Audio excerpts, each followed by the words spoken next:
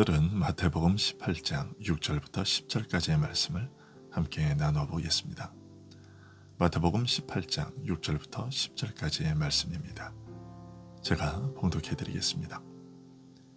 누구든지 나를 믿는 이 작은 자 중 하나를 실족하게 하면 차라리 연자 맷돌이 그 목에 달려서 깊은 바다에 빠뜨려지는 것이 나으니라.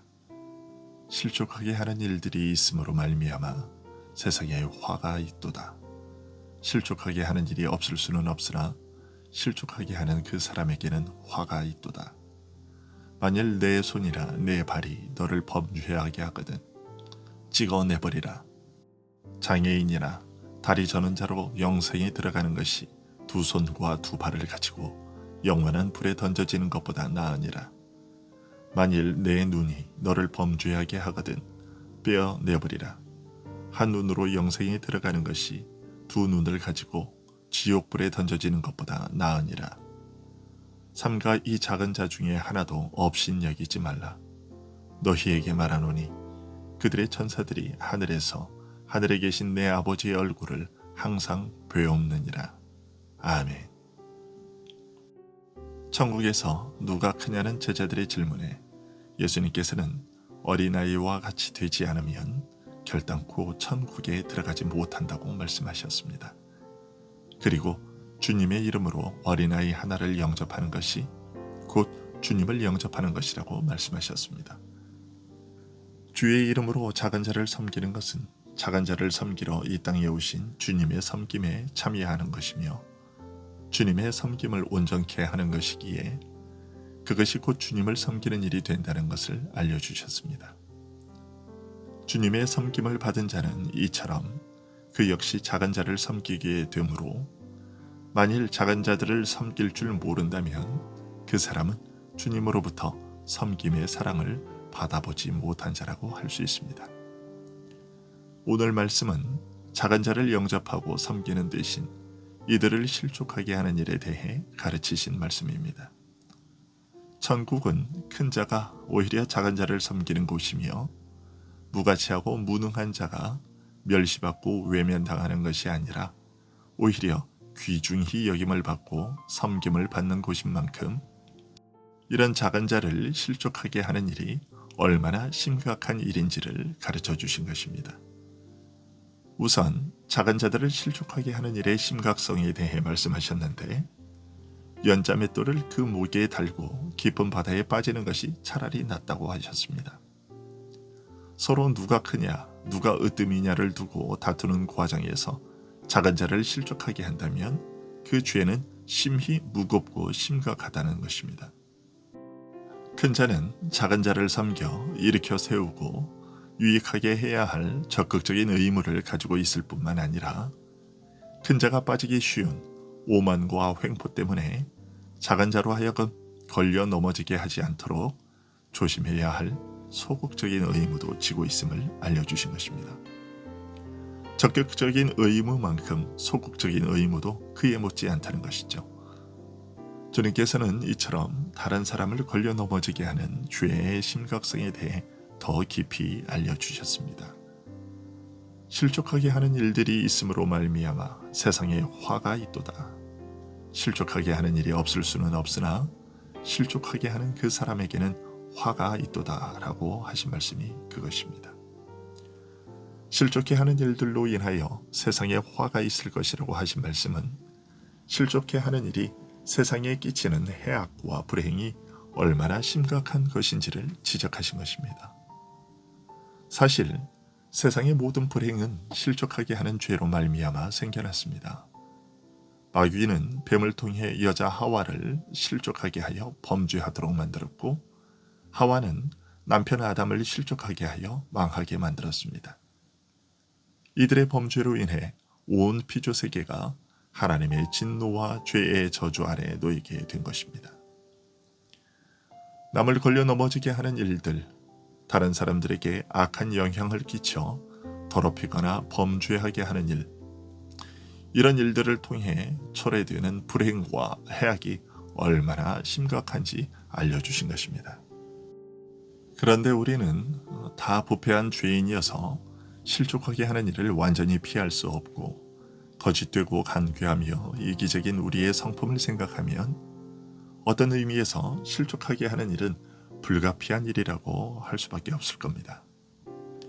좀 더 엄밀하게 말한다면 인간의 부패한 그 자체가 항상 다른 사람을 시험하여 넘어뜨리게 하는 일이 될 수밖에 없는 것이죠. 하지만 이런 현실을 감안하더라도 남을 실족하게 하는 그 사람에게는 참으로 화가 있을 것이라고 주님은 말씀하셨습니다. 그렇다면 이처럼 심각한 실족의 죄를 피하기 위해서는 어떻게 해야 할까요? 주님은 이렇게 경계하셨습니다. 만일 내 손이나 내 발이 너를 범죄하게 하거든 찍어내버리라. 장애인이나 다리 저는 자로 영생에 들어가는 것이 두 손과 두 발을 가지고 영원한 불에 던져지는 것보다 나으니라. 만일 내 눈이 너를 범죄하게 하거든 빼어내버리라. 한 눈으로 영생에 들어가는 것이 두 눈을 가지고 지옥불에 던져지는 것보다 나으니라.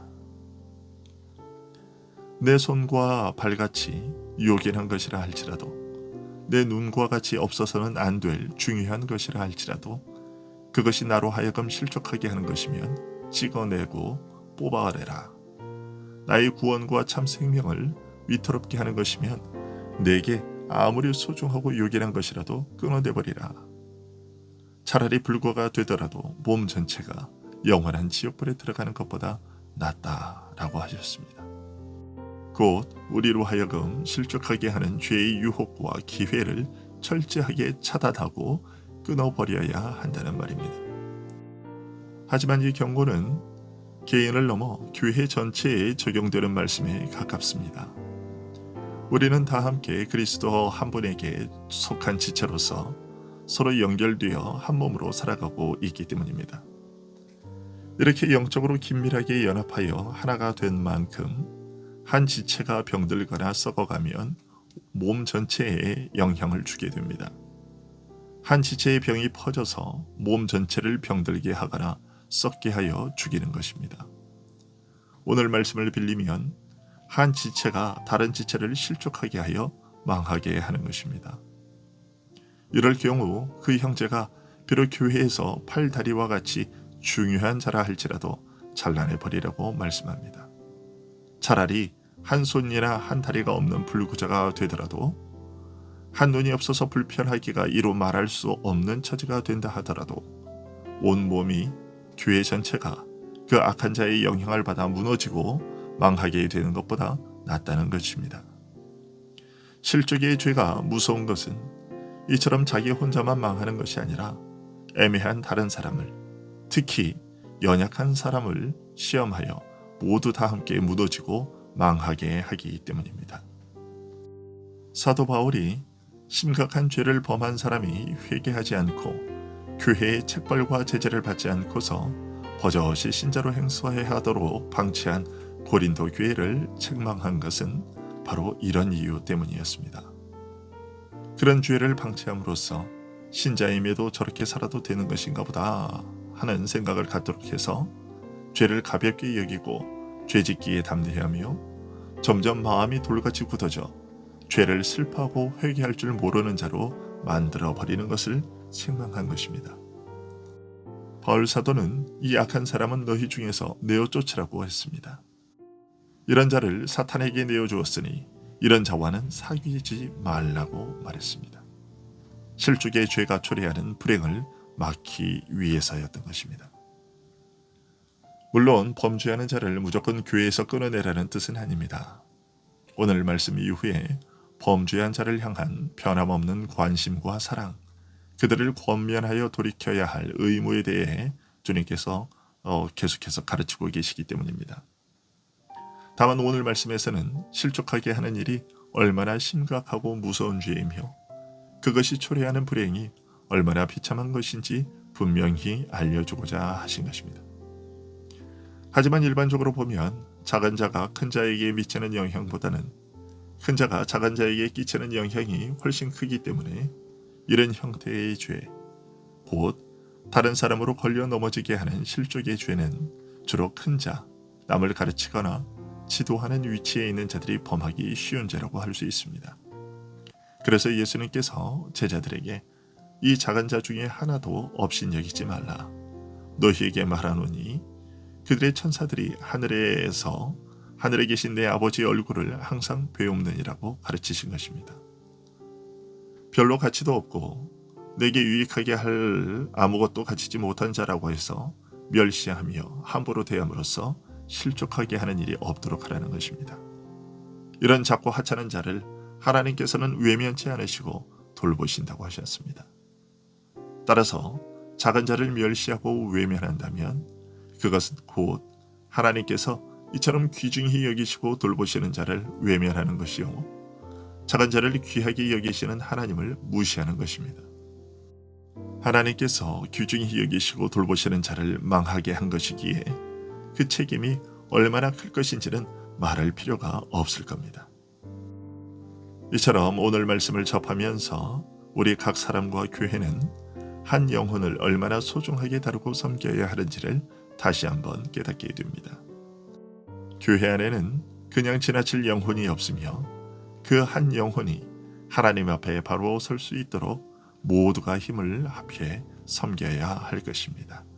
기도하겠습니다.